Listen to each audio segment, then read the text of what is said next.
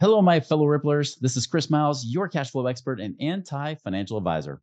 Welcome to our shows for you, those that work so freaking hard for your money, and you're ready for your money to start working harder for you right now. You want that freedom and cash flow today, not 30 or 40 billion years from now, but you want it right now so you can live that life that you love with those that you love. But most importantly, guys, it's not just about getting rich, is it? It's about living a rich life because as you are blessed financially, you have the greater capacity to bless the lives of those around you, whether it be in your family or in your communities or across the world. That is exactly the ripple effect we're here to create. Thank you so much for allowing me to create a ripple effect through you guys.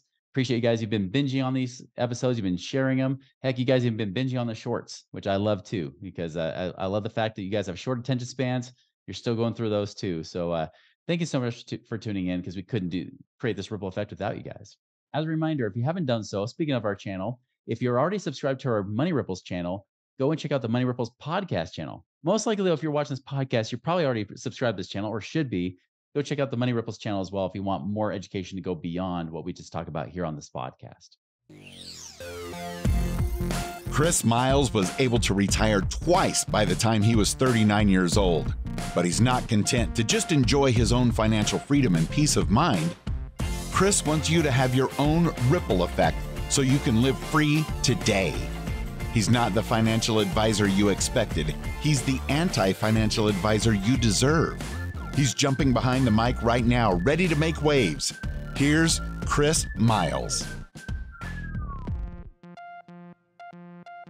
All right, guys. So I brought two friends on here today. Two friends actually that I spoke with live. And many of you guys had reached out saying, oh man, I don't live in Utah. I want to be able to see what this is all about. I love learning about passive income. And some of you guys have already been listening to this podcast for years and you still want more, right? So I'm bringing on today Rob and Nicole Fuller. Both of them are with ROI Property Group. And man, guys, I got to tell you, like, it's pretty impressive that the operation they have because we get a lot of people coming on here that might talk about some syndicated type of deals, like with apartment buildings. They might talk about self-storage or anything in between. But these guys do actual like ground development all the way to rent. It's like even pre-build to rent type of homes that they do. Massive, massive projects. And the crazy thing is, I didn't even realize they literally office like 20 minutes from my house. So, I mean, these guys are literally in my backyard. And sadly, it takes other people to introduce us to get together. But really excited to have them on here today, talk about what they're dealing with, and really kind of ask them maybe some of the harder questions about, especially with the way the real estate game is going right now. There's a lot of uncertainty. Love to kind of hear about what they're doing with their fund where they're paying right now double-digit returns. So, Rob, Nicole, welcome to our show today. Thanks so much, Chris. Yeah, thanks for having us. It's good to be here. So, absolutely. So, tell us a little bit about your backstory because I know you have a very interesting backstory I didn't know about until just a few weeks ago. But tell us more about the two of you. So, Rob and I met in college, got married, and then Rob was actually pre-med originally, planning on going to med school. He had interviews lined up at 5 different schools. He went out to his first interview. And when he came home, he said, would you be mad if I don't go to medical school? And I had said all along, I didn't think that was his passion. He's always loved real estate. Ever since I knew him, he talked about real estate. He studied real estate. He wanted to learn more about it. So when he said, I'm not going to head to medical school, I said, oh, good, you finally figured it out. Now we can move on with the rest of our lives. So we actually started investing in real estate pretty quickly early on in our marriage. Back in 2009, I had a little bit of money in the stock market and we got kind of creative to get the rest of the cash that we needed in order to buy a tape of properties from a bank. So we started with 13 properties that were scattered all over the US. We found contractors in those areas, got the houses fixed up, and then got renters in them. We held on to some so that we had monthly cash flow, and then we sold others so that we could then start the process again. And we built a pretty big fix and flip business. At one point, we were doing between 30 and 40 homes a month. And we loved it. We enjoyed it. We kept our day jobs for the most part. I was raising babies. He was working and doing real estate on the side. He commuted a lot for a number of years. And so he'd leave at 5 a.m. making phone calls. We had a lot of properties on the East Coast. We were in California at the time. But in 2015, it started getting harder to find good deals on single family homes. And we didn't necessarily want to be in fix and flip forever. Development was always interesting to us. And so we started really looking at what it took to buy raw land and take raw land all the way through development. And so we kind of switched gears. 2016 or 2017 is when we closed on our first big land acquisition. It was 830 acres in Colorado Springs. And we completely transitioned to development, and we've got 17 development projects in our pipeline. And that's what we focus on now, is real estate development. And it's kind of the background. Now, Nicole, I'm going to ask you this. I'm going to go back to what you were just talking about here too, but I want to go back, rewind a little bit farther back. But I mean, I would say probably at least 99% of wives would say, no, go to medical school. You idiot. Like, come on. Are you crazy? What are you thinking? Like, trying to quit this path that we already know should be the sure thing to go Yeah. do something like real estate investing. Yeah. How can you even do that? Like, I would imagine most women would not be that supportive. Oh, no, I think I've been very supportive. Yeah. I think I am naturally entrepreneurial minded, which works well to be married to a serial entrepreneur. Well, the other thing is too, Nicole's never been passive. That's not really her personality. She's always been involved from the beginning. It was her money when we started that we were able to start buying some of these initial homes she'd had from an uncle who had passed. And she's been involved in the business from day one. So it wasn't like my business, it was our business. When we were doing fix and flip stuff, she did more design stuff. And then as we've done more development, she still is involved in that, but there's less of that because you're building, 4 to 6 homes, floor plans Right. in a community, 20 times each. So a lot of it now is she actually works with most of our investors she's more likable than I am anyway. But I kind of will get geeked out. You've been with me where I talk about things that put most people to sleep. So anyway. That was one thing that surprised me, because when we first met, we were at lunch. You struck me as much more that visionary kind of guy, like the stereotypical CEO. But then getting to know you more, I realized that definitely Nicole was like, from day one, I could tell, like, okay, she's definitely the relationship person. Like, you could tell that that's her thing. But then with you, I noticed you're pretty nerdy about this. You're not just visionary, like, I'm just here to lead the company and I'm not into the details. You get really into the details. I was surprised how much you got into those details, the weeds. Oh, really. the stuff that is in that man's head, it's amazing. I always tease him because he has forgotten to pick up children before, but he could tell you every number, every address, every statistic, just it's frustrating. His mind is a beautiful thing, but it can be frustrating. For me as well. You think, oh goodness, how could I forget this thing that's so important? Fortunately, our kids are schooled 2 minutes from my office, at our old office, not here. So anyway, you just create some easy decisions. Makes it a lot easier to get past some of this stuff. Yeah. And it was not part of your normal schedule. No. So and it didn't happen regularly. No. So yeah. No. Yeah, that's right. That's important. We don't want you dropping drop your kids off, but you want to make sure they get home too. That's always important. Exactly. Right? Do the pickup. Anyway. Yep. Yeah. Well, that's great. Well, tell us more, because you guys made this transition, right? And so it's relatively recent, but it's not either. Like, you guys are starting to see some changes happen in the marketplace. And I know in my personal experience, like, when I've seen people say I do development, I'm thinking, all right, good luck. Have fun with that, because that's a long-term thing. That's not like a quick, easy thing. And the longer the term, the higher the risks. Yeah. So what are the things you guys have done and learned over the years that's kind of lessened your risk in doing this strategy? Well, one of the things that we've done, I don't want to step on your toes to speak up, but we've, for a long time, we kept our day jobs, as Nicole said it, for quite a while. And we just rolled our own profits and equity forward for a long time. I don't think we really even took investors until 2015, 2016. And then even then we kind of took a break for a little bit. And then we've kind of just recently revamped that and started bringing investors on again. And partly that was, it allowed us to kind of build our own net worth by rolling our own equity in. And then part of the reason the transition back to investors, frankly, is because of the bank turmoil. I saw in the pandemic when things were going pretty well, lenders were lending, and then the pandemic happened and it boom. They all stopped. It wasn't about just writing loans. It was a matter of if you even already had a loan, they stopped funding it. Yeah. That's right. And in anything, whether you're building a house, renovating a home, developing land, if you have a commitment and people are out there working and then they don't get paid, they get upset. Mm-hmm. And so that fortunately, my relationships and the lending we had, that didn't ever happen to us, but I did see it happen to a lot of people. And it came back in the summer of 2020. Even then, banks and debt funds were still kind of trepidatious. They weren't sure where things were going to go. And then it went hog wild, right? And everything was great for a year. And then things, inflation and all that.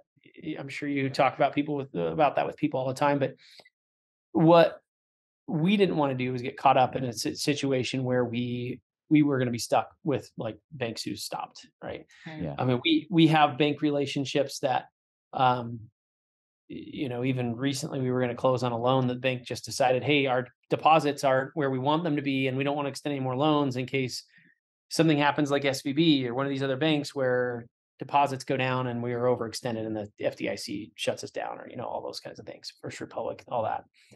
So we just decided we'd raise our own debt fund. So that's essentially what we've done, is just started raising our own money so that we can continue, because like you said, it is a long-term thing. So you can't look, some of these debt providers look what's happening this month or next month, whereas we're looking at projects that are, that one that Nicole mentioned, Saddlehorn Ranch, is out in Colorado Springs, and we have homes being built there, but those homes being built and sold to retail buyers is something that might take 5 years.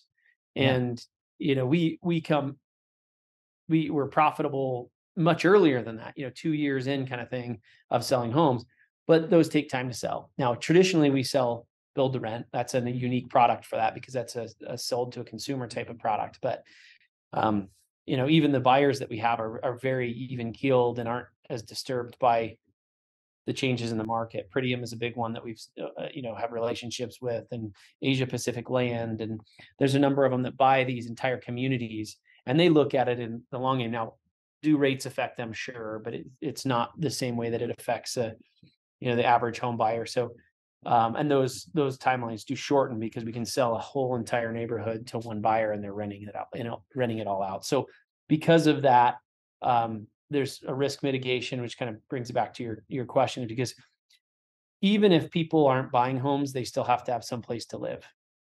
And we're seeing baby boomers move out of their bigger homes to not have to maintain yards and things like that. And they're moving into rentals in these communities. The flexibility of being able to leave if they want to leave, go somewhere different. Yeah. Millennials are getting out of the apartments and into homes. They're having kids or dogs or whatever. So they want to be into a home. And then, you have people who get divorces and the spouses go separate ways. They both have to have a place. So there's still a group of people who don't want to necessarily live in an apartment. They may not want a big house or can't afford a big house. And so they're going into these, they're typically what might be considered a starter home, but many of the starter homes now are basically being used as rentals today.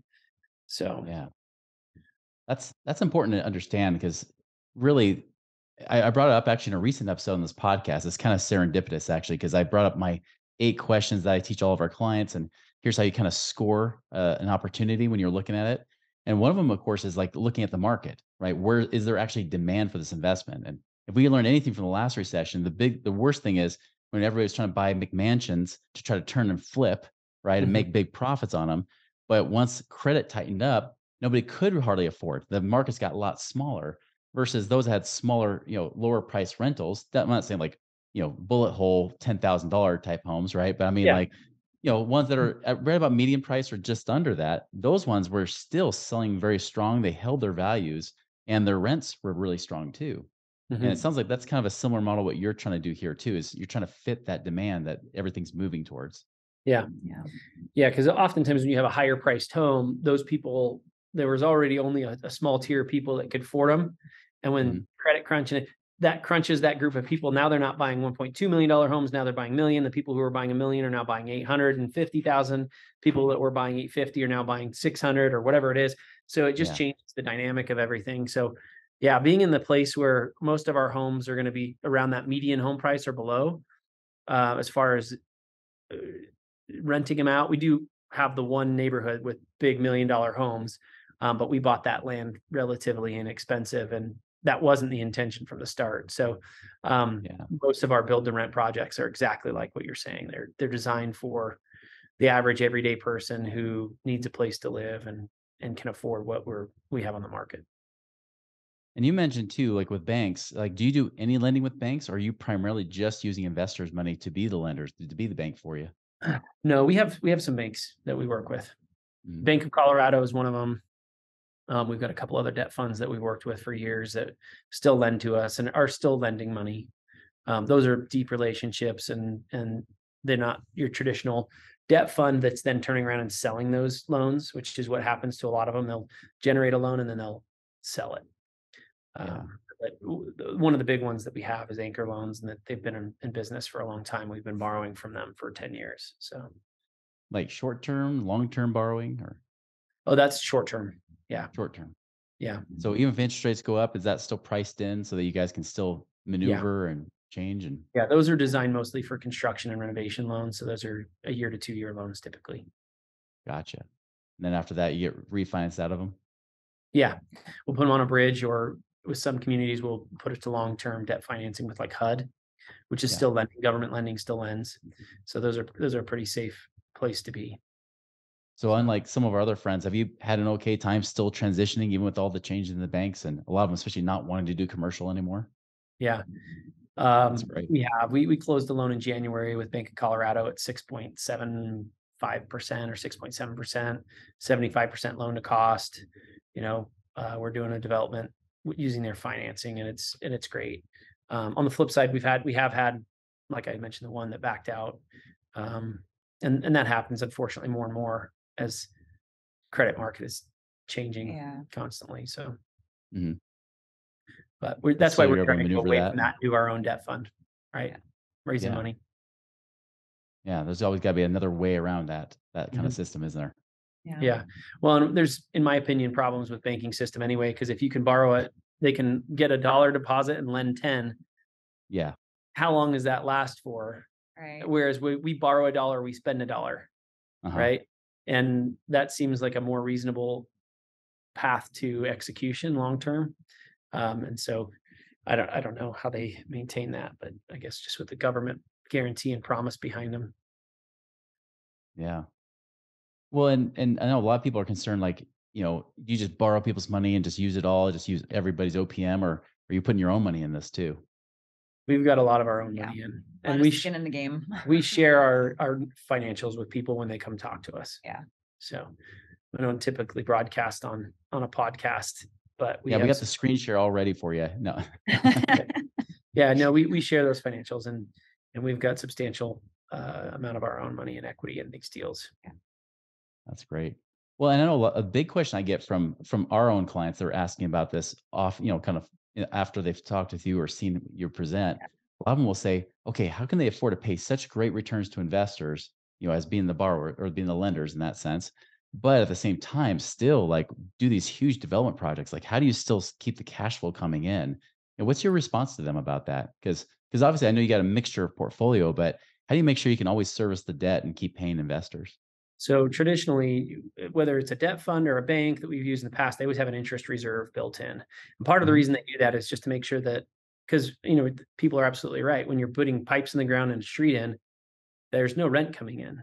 Right. So we build in an interest reserve so that we can pay mortgages to individuals. We can pay the investors while that's ongoing. So we build that into our pro forma. We show, okay, if we have this much in interest that we're going to pay, we need to raise this much money, then we can pay the interest to the investors. And then we have our own projects over the next, we'll see how everything goes, but we've got a number of our own homes, and not our own homes, but projects that we're working on that we'll be selling over the next, call it 6 months. And as those sell, that revenue comes in and it's used to pay distributions and things like that. So it all Which becomes markets are you guys in? Oh, go ahead. Sorry, Nicole.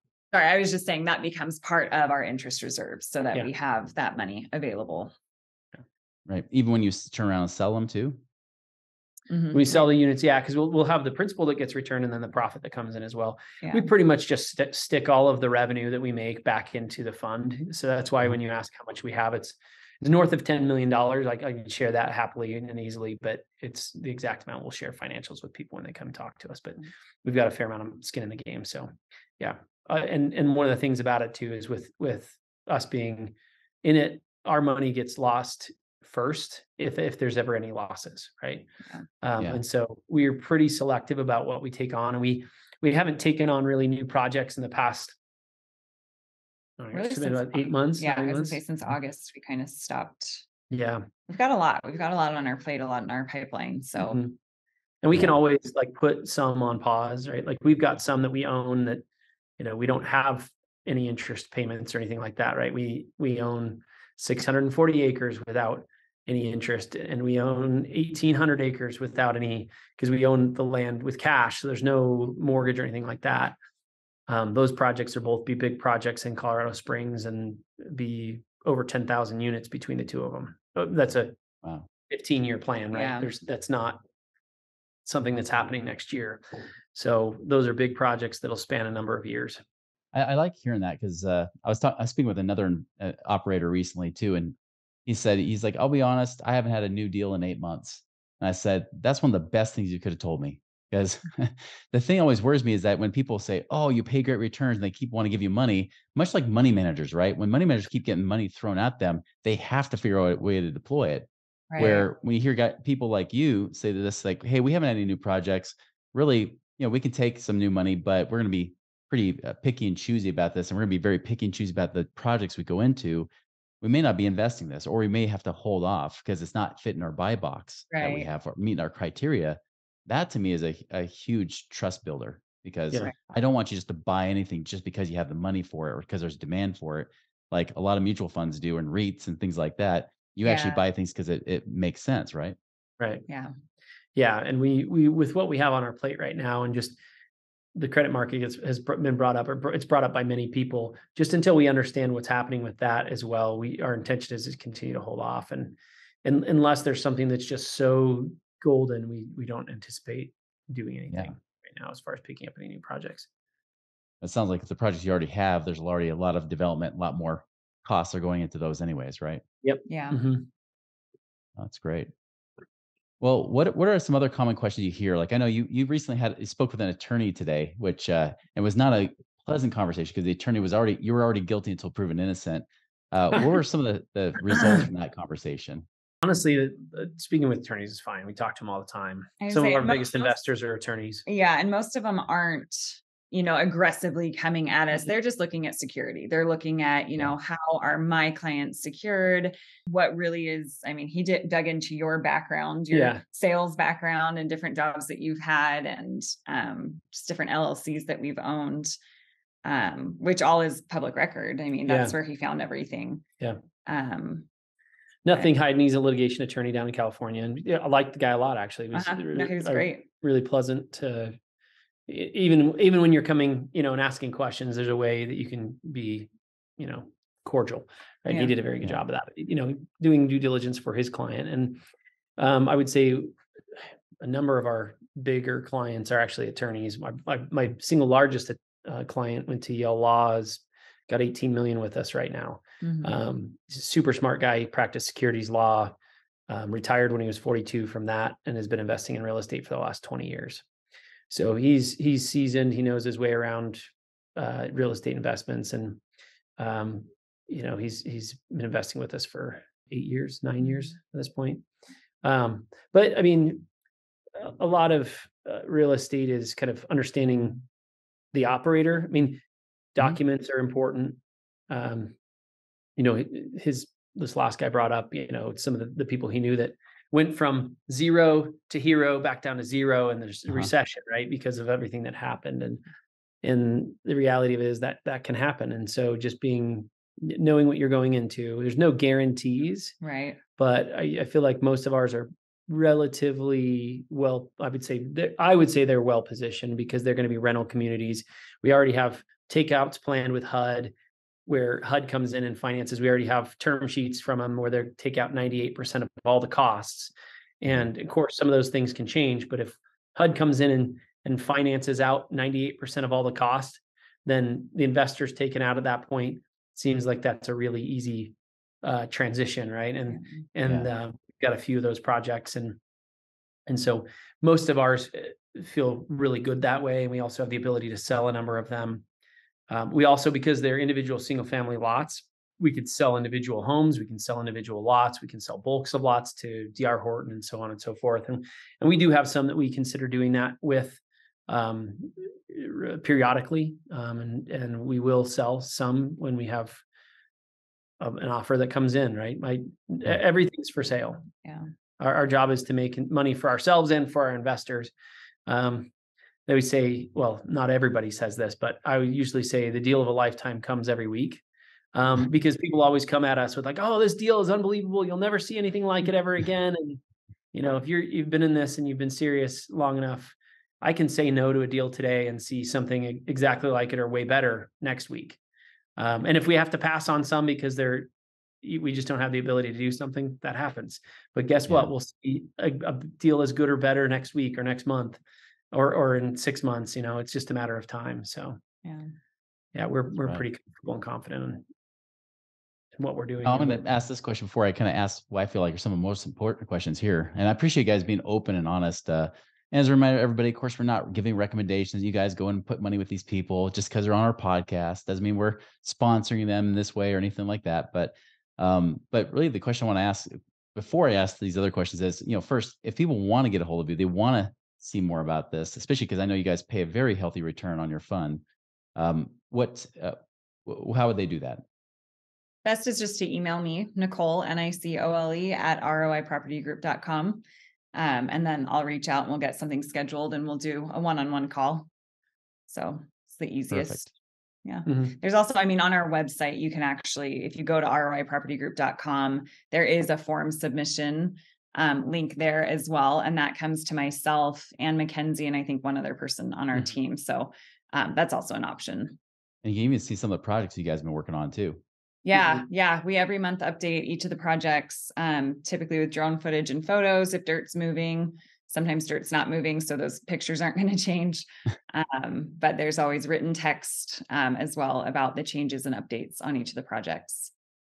I love it. Share my screen, share some of that but you've disabled that, but they can go on its projects. But anyway, it's some neat stuff. They can definitely check that out for sure. Yeah. So, big question for you guys, and I'll start with you, Nicole, is why? Why do you like doing this business and this kind of real estate investing, particularly where it's kind of a niched deal? What is it that drives you to want to keep doing this? Man, I think it's challenging. Rob often says, if you're a real estate developer, you're really just a problem solver because you are constantly presented with, the engineer gets back to us and says, oh, the way we have it, it's not going to work. So I guess we're not doing it. And Rob's like, no, now we figure out how we do it. My side of the business is the relationship side. I get to work with our investors, our private lenders and individuals. I really like people. I really love that we get to pay a high return to individuals as opposed to banks. You talked in the beginning about the ripple effect, and that immediately I thought, oh, we're the same in that because we really, really love to give back. We actually were just on a trip in Fiji, and we got to go tour a local village and meet like the spokesperson of the village and tour their school, tour their church, do like a kava ceremony with them.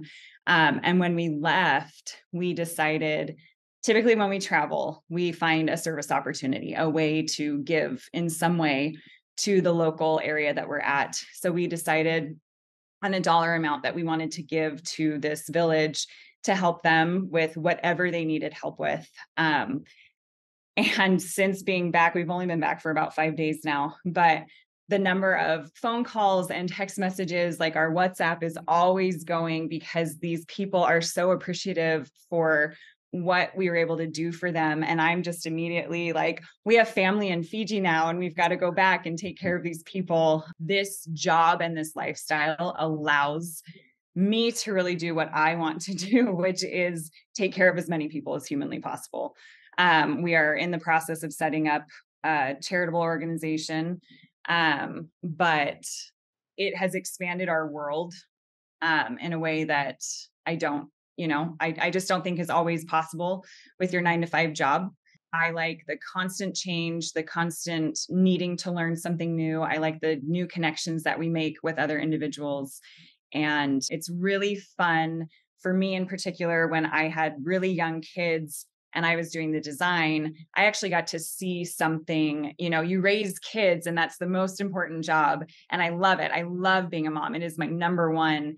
But you can't always see the result of all of the hours of hard work that you do. But when I got to design houses, I actually got to see a result of my work. And then as it's transitioned into development, again, I do most of the not most of it, but I do a lot of fundraising and working with our investors. And so I get to develop those relationships. We've got phenomenal investors. I got a text message the other day from one of our investors. She was just checking on our son because she knew he had been sick. And it's the relationships and the life that really this business has created for us. And I love it. And people ask us, well, when you retire, and we automatically go, do you retire from something that you love, or do you just keep going? Yeah, exactly. Yeah. I love it. That's great. It's cool you kind of mentioned that, because I forgot that's kind of what we try to do every snowbird trip. So try to do the same thing, is like, how can we give back to that community or that area or to that one individual or something? And exactly. Yeah. Your next really snowbird cool trip should be to Fiji. We'll introduce you to some Go guys. to Fiji. It's phenomenal. It's the fantastic. people there are amazing. Amazing. Never been, but that sounds awesome. We had neither. Yeah. It's fantastic. First time. Very good people. Yeah. Yeah. How about for you, Rob? What do I love about it?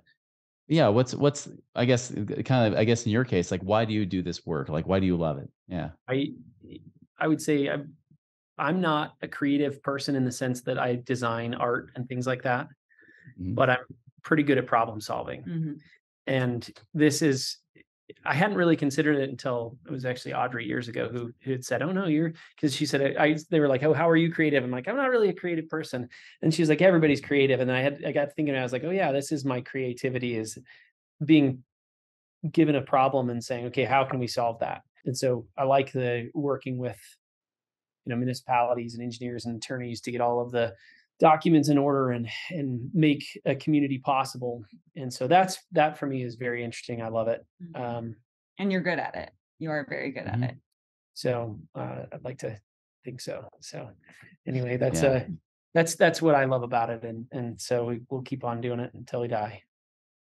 That's kind of my thing. It's like, I think God's put us on this planet for a reason, and not to do our weak strength, or weak things, but to do our strengths, right? Like that's the best way we can serve people, not say, "Oh, you know what? I don't do this really well, but I'm going to do it anyways because that's a good job," right? It's secure. Yeah. Right. No, you're doing what you love, what you're good at.